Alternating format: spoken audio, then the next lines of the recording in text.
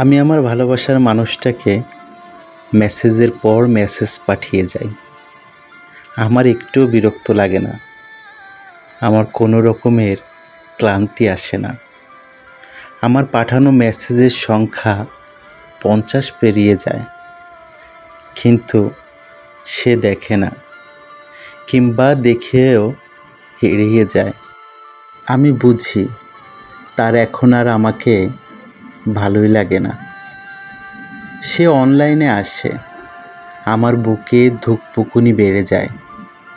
এই বুঝি message seen করবে, এই বুঝি বলে ফেলবে কিছু একটা। আমি আশায় থাকি ঘন্টার পরে ঘন্টা, আর সে আমাকে অবহেলা করতে ব্যস্ত থাকে। আমি প্রায় সময় তার ইনবক্সে পড়েই থাকি, মেসেজ পাঠাই, রিফ্রেশ করি, তার নামের পাশে সবুজ বাতি জ্বলে, কিন্তু আমার ফোনের রিপ্লে মেসেজ আসে না। অনেকগুলো মেসেজ পাঠানো হয়ে গেছে, সিন লেখা উঠল অবশেষে। আমার হৃৎপিণ্ডটা বেড়ে গেল। অনেকগুলো মেসেজ দেখে এবার বকা দিবে বোধ হয়।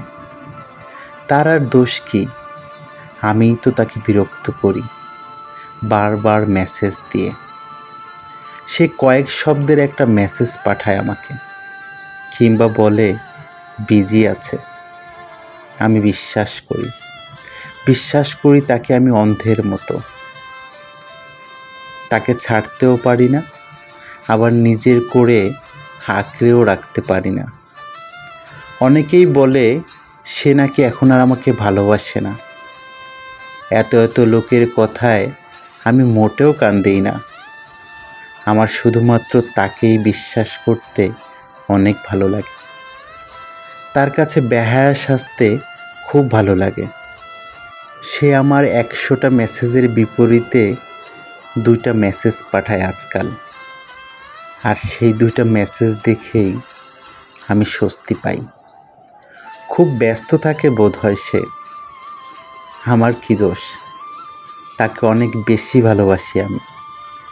এটাই কি দোষ আমার? নাকি তাকে অন্ধের মতো বিশ্বাস করাটাই দোষ? তার মেসেঞ্জার আইডিটাতে সবুজ বাতি জ্বলছে প্রায় 1 ঘন্টা ধরে।